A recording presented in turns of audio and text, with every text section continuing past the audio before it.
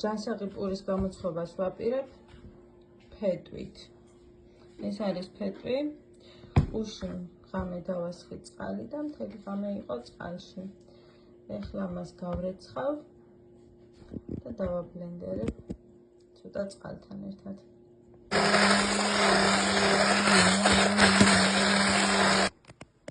ჩავყარე 1 ჩაის კოვზი მარილი და დავასხი დაახლოებით 150 მგ თბილი წყალი, აი შემთბარი.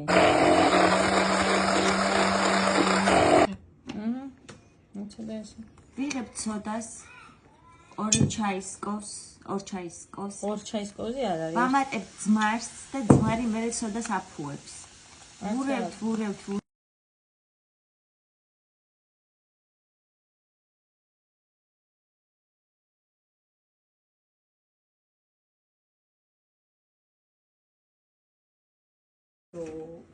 ვიდეო გადაუვა.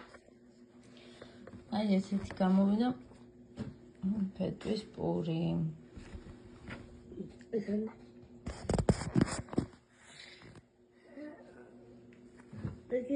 აი სუნი აქვს.